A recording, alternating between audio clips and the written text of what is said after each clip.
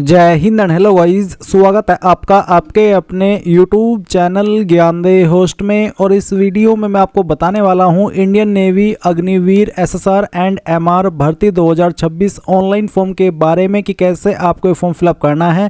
यहां पर आपको लेटेस्ट अपडेट के साथ में सभी प्रॉब्लम के हल सहित पूरा प्रोसेस बताया जाएगा। एंड चाहे आपको अग्निवीर MR पर अप्लाई करना हो या फिर SSR पर, दोनों पोस्ट पर कैसे फॉर्म भरते हैं या किसी एक पर आपको फॉर्म को भरना है, इसकी जानकारी आपको इस वीडियो के अंदर दी जाएगी ताकि आप अपना फॉर्म बिना किसी मिस्टेक के भर पाए। चलिए शुरू करते हैं। अगर आपने अभी तक वीडियो को लाइक शेयर नहीं किया हो तो फटाफट से वीडियो को लाइक शेयर करके चैनल को सब्सक्राइब कर ले और जो लिंक वीडियो को डिस्क्रिप्शन में दिया है इसको ओपन कर ले। आपको जानने को मिलेगा कि यह भर्ती आपकी जनवरी 2027 बैच एंड फरवरी 2027 बैच के लिए निकाली है। इसके फॉर्म आप लोग 6 अप्रैल 2026 तक भर पाएंगे। एंड गाइज यहाँ पर सभी कैटेगरी कैंडिडेट को 550 रुपये फी पे करनी है, साथ ही 18% की GST यानी कि पर कैंडिडेट को यहाँ पर पोस्ट पर अप्लाई करने के लिए 649 रुपये फीस पे करनी होगी। फिर आप यहाँ पर देख सकते हैं कि कौन सी बैच के लिए कितनी एज लिमिट या फिर कह लीजिए कि कितना डेट ऑफ बर्थ आपका रहना चाहिए। अगर आप जनवरी 2027 बैच के लिए अप्लाई करते हैं तो आपका जन्म 1 दिसंबर 2004 से लेकर के 31 मई 2009 के बीच में होना चाहिए। और बाकी अग्निवीर फरवरी 2027 बैच के लिए आपका DOB क्या होना चाहिए वो भी आप यहाँ पर देख सकते हैं। सैलरी आपको किस तरीके से मिलेगी वो भी आप चेक करेंगे। अप्लाई करने के लिए SSR पर 12वीं की योग्यता और MR पर 10वीं की योग्यता मांगी गई है। बाकी इन्फॉर्मेशन आप यहां पर चेक कर लेंगे। अब ये सब इन्फॉर्मेशन चेक करने के बाद अगर आप एलिजिबल है ये फॉर्म भरने के लिए और आपने अभी तक फॉर्म नहीं भरा तो गाइज इंपॉर्टेंट लिंक के सेक्शन में आएंगे और अप्लाइंग ऑनलाइन लिंक ओपन करेंगे। अब आपके सामने यहाँ पर कुछ ऐसा इंटरफेस आ जाएगा जैसा कि आप वीडियो में देख सकते हैं। यहाँ पर आ जाने के बाद में आपको क्या करना है, आप यहाँ पर रजिस्टर इसके ऊपर क्लिक करेंगे। देन आपके सामने कुछ ऐसा इंटरफेस आएगा। नाउ गाइज आप आपकी ईमेल ID यहाँ पर डालेंगे जो आप रजिस्टर करना चाहते हैं, अपना मोबाइल नंबर डालेंगे। इसके बाद आप यहाँ पर आपका नाम लिखेंगे, जो भी नाम आपका 10th के सर्टिफिकेट के अंदर है और आपके आधार के अंदर है वो नाम आप यहाँ पर एंटर कर दीजिए। चलिए मैं यहाँ पर ये नाम एंटर कर देता हूँ। इसके बाद में आप देखेंगे नेशनलिटी, तो नेशनलिटी में आप इंडियन सेलेक्ट कर लेंगे। देन आप आपका मोबाइल ये जो कैप्चा कोड है वो डालेंगे। इन जानकारी को चेक करेंगे क्योंकि बाद में इन जानकारी को आप एडिट नहीं कर सकते, तो इसलिए अच्छे से जानकारी को चेक करके रजिस्टर इसके ऊपर क्लिक करेंगे। अब गाइज आप यहाँ पर देखेंगे कि जो आपका रजिस्ट्रेशन है वो सक्सेसफुल हो चुका है और आपको यहाँ पर एक कंफर्मेशन लिंक आपकी ईमेल के ऊपर सेंड किया। तो आप आपकी ईमेल चेक कीजिए, उसमें आपको क्लिक हियर के ऊपर क्लिक करना होगा। जैसे आप उसके ऊपर क्लिक करेंगे तो आप देखेंगे your email has been successfully verified. तो अब आपको क्या करना है, यहाँ पर नंबर भी वेरीफाई करना है। तो इसके लिए आप ये कैप्चा कोड डालेंगे, जनरेट OTP इसके ऊपर क्लिक करेंगे और यहाँ से ओके कर देंगे। ओके करने के बाद में आपको आपके नंबर के ऊपर एक OTP सेंड किया जाएगा। जो भी OTP आपको मिला है आपके नंबर के ऊपर वो आप यहाँ पर डालिए। और ये OTP डालने के बाद में चलिए मैं आपके सामने इसको डालता हूँ। मुझे OTP मिल चुका है, मैं ये OTP यहाँ पर डाल देता हूँ। इसके बाद आप एक पासवर्ड भी बनाएंगे। पासवर्ड आपका कैसा उसका आप डेमो देख लीजिए।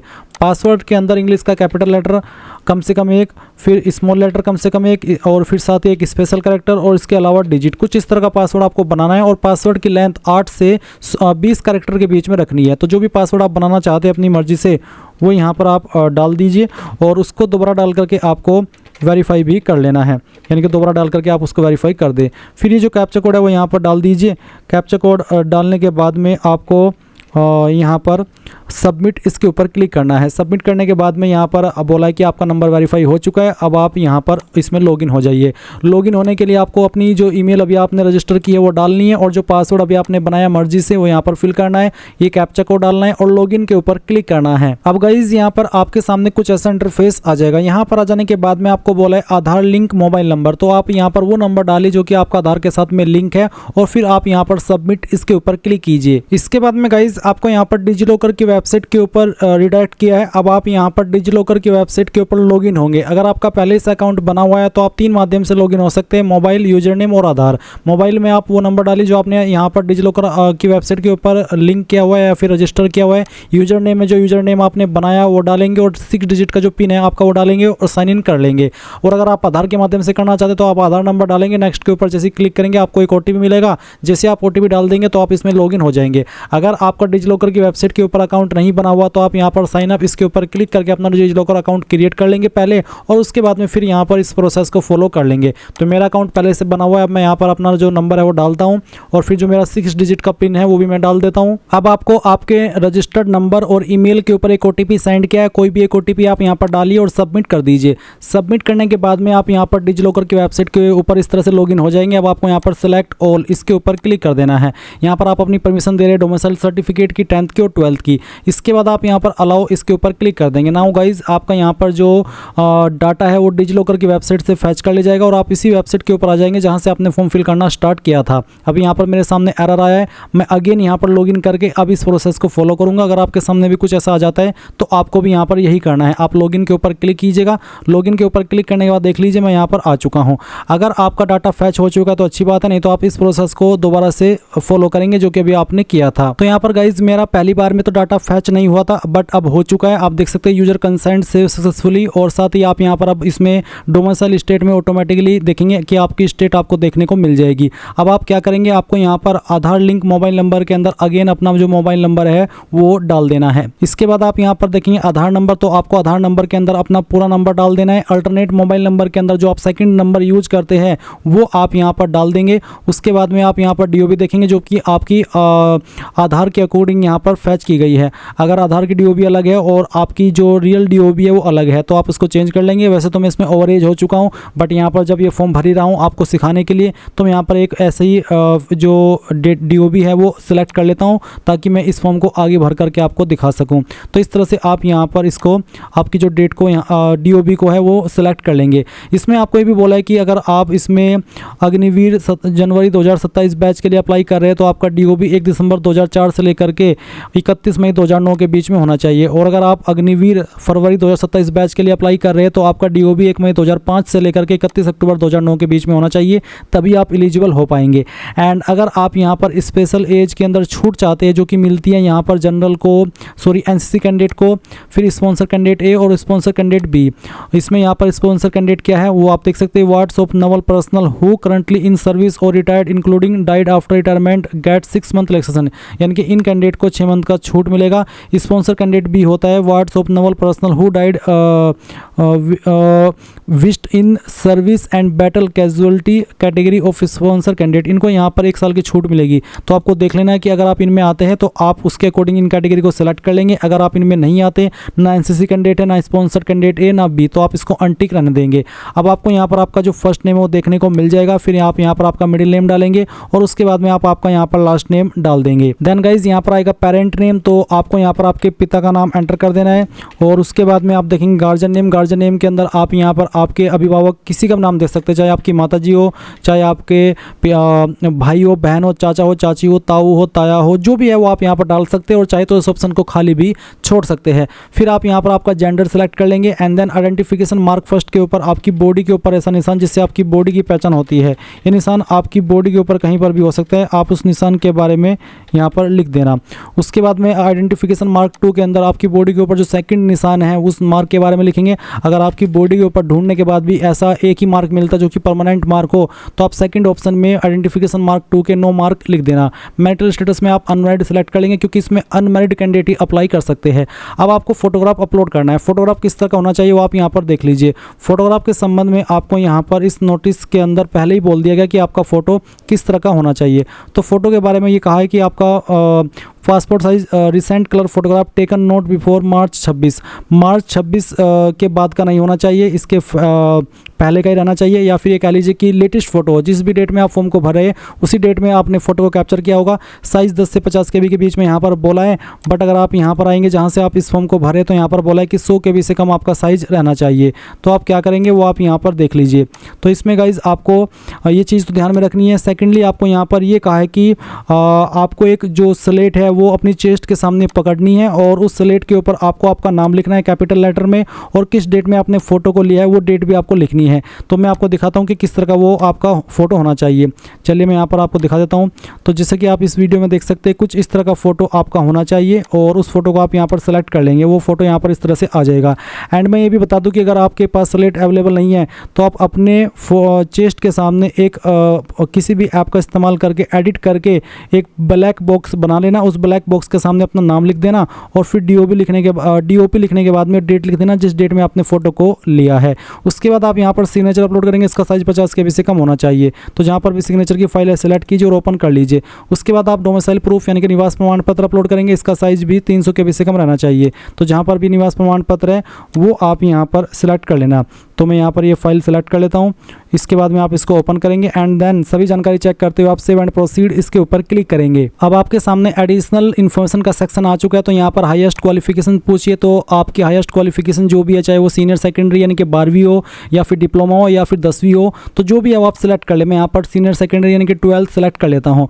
10th क्वालिफिकेशन स्टेटस कंप्लीट है या फिर कर रहे हैं, तो यहाँ पर मैं कंप्लीट सेलेक्ट कर लेता हूँ। फिर इसी प्रकार से 12वीं का पूछा है, अगर आप अभी 12वीं कर रहे हैं तो करंटली परस्यूइंग सेलेक्ट करेंगे, कंप्लीट है तो कंप्लीट, और अगर आप 12वीं पास नहीं कि वो सिंपल 10वीं हो तो आप नॉट एप्लीकेबल सेलेक्ट करेंगे। चलिए मैं यहाँ पर नॉट एप्लीकेबल सेलेक्ट करने के बाद में देखेंगे ITI क्वालिफिकेशन स्टेटस। तो अगर आपके पास 2 ईयर का ITI कोर्स है तो आप इसमें यस करेंगे। एंड डिप्लोमा क्वालिफिकेशन स्टेटस में बताना कि आपको आपके पास डिप्लोमा है, आपने डिप्लोमा क्वालिफाई किया, अगर हाँ तो यस, नहीं तो आप नो करेंगे। ये वो विकल्प है जो कि उन कैंडिडेट के लिए जिन्होंने 12वीं नहीं की और 10वीं के बाद में या तो ITI की 2 ईयर की या फिर डिप्लोमा किया है। बट अगर आपने 12वीं की है तो आप इसमें कंप्लीट सेलेक्ट कर देना। उसके बाद में यहाँ पर ये भी कहा है कि जो आपकी 12वीं है वो आपकी 50% के साथ में पास हो और 12वीं में मैथमेटिक्स एंड फिजिक्स सब्जेक्ट होना चाहिए। तो ये चीज़ समझ में आ गई। अब अगर आपके पास ITI है तो आप इस ऑप्शन में यस कर सकते हैं, नहीं तो आप यहाँ पर इन दोनों में नो कर देंगे कि मेरे पास ना तो ITI है नहीं डिप्लोमा है तो यस कर दीजिए, नहीं है तो नो कर देना।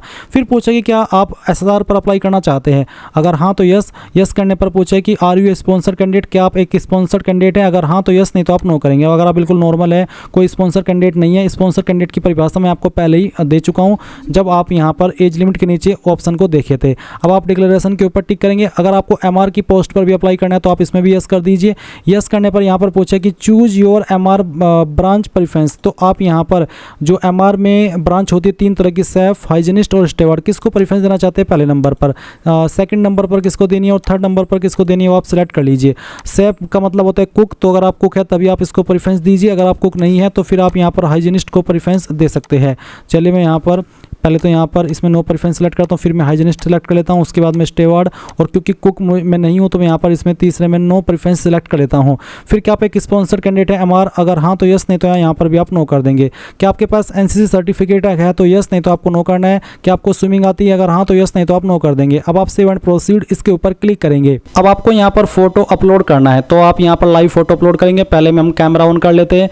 आपको किन चीज़ों का ध्यान रखना है फोटो अपलोड करते समय या फिर फोटो लेते समय, वो आपको यहाँ पर इंस्ट्रक्शंस दिए गए हैं। इसके बाद में आप अंडरस्टूड के ऊपर क्लिक करेंगे और फिर यहाँ पर आप एक एक करके अपने 4 फोटो कैप्चर कर लेंगे। पहला फोटो, फिर दूसरा फोटो, उसके बाद में तीसरा, फिर यहाँ पर चौथा। तो अलग अलग एंगल से आप यहाँ पर ये 4 फोटो ले लीजिएगा और उसके बाद में वैलिडेट एंड सेव इसके ऊपर क्लिक कीजिएगा एंड देन आप यहाँ पर नेक्स्ट के ऊपर क्लिक करिएगा।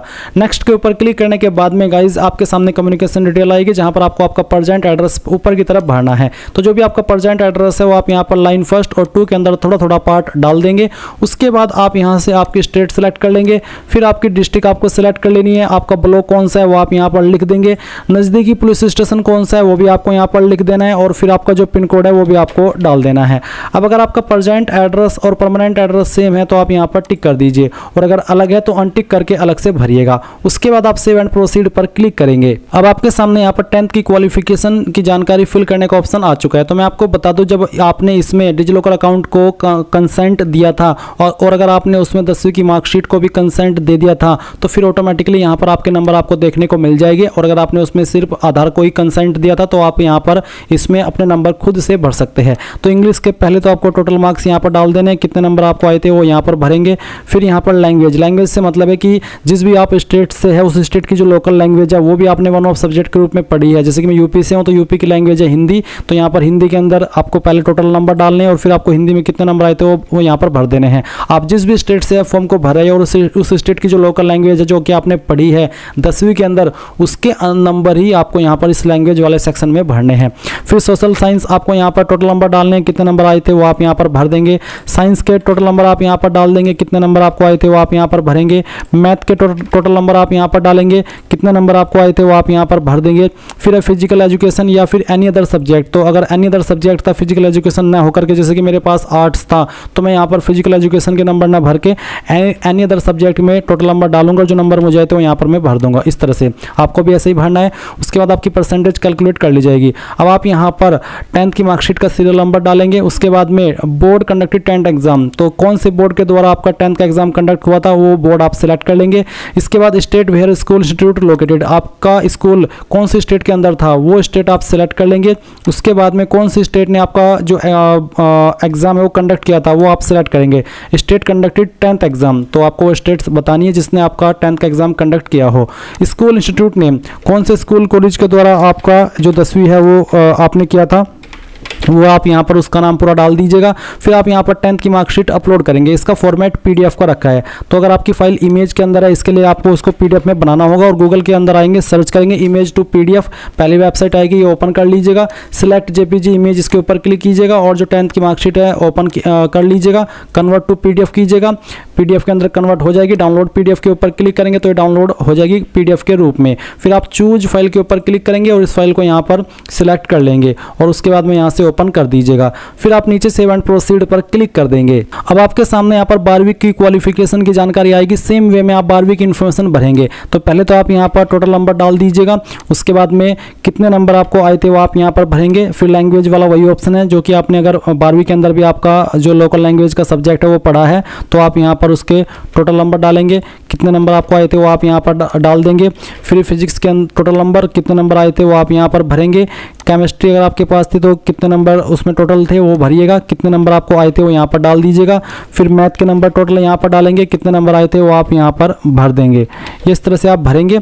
उसके बाद अगर आपके पास बायोलॉजी थी तो आप बायोलॉजी की भर सकते हैं और बाकी सब्जेक्ट जो केमिस्ट्री है उसको छोड़ सकते हैं।